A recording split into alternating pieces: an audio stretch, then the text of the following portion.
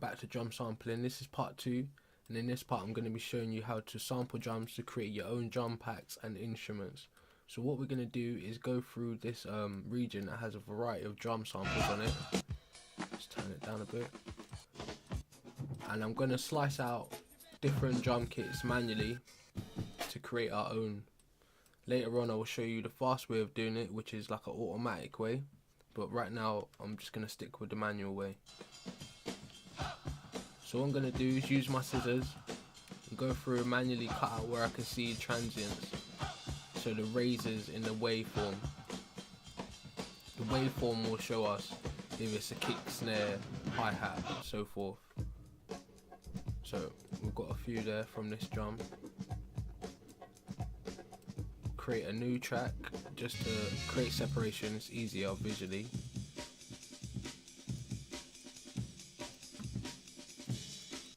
I'll scroll through and just take drums from another section so we can have a variety of sounds in the one drum machine.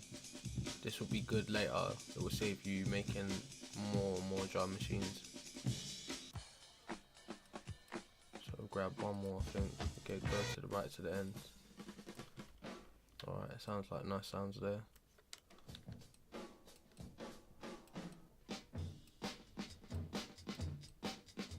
Right, next we're going to create EXS24 instrument.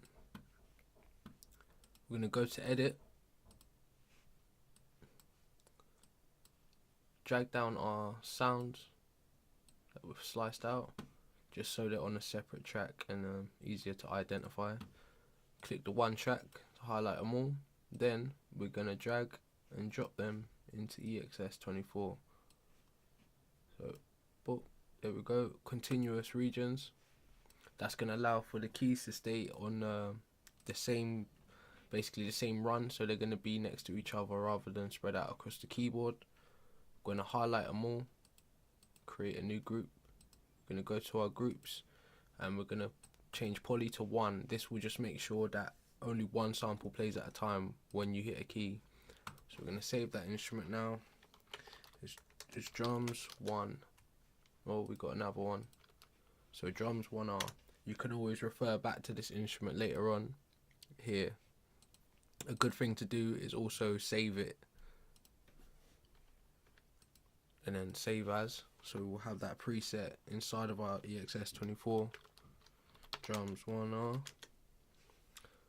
Right, so we can now go in and almost instantly play with our drums at variety. I'll get the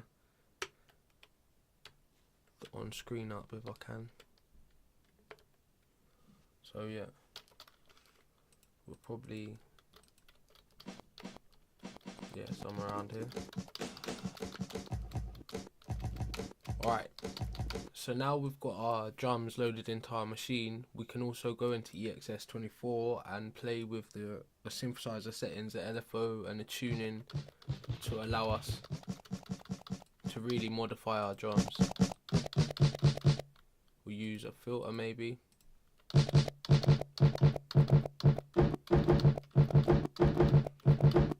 So, alright, now I'm going to show you the fast way of doing that same process, but it does come with its downfalls. So what we're going to do is right click on our region, then we're going to go slice at transient markers, and what that's going to do is slice at all the detectable transient markers.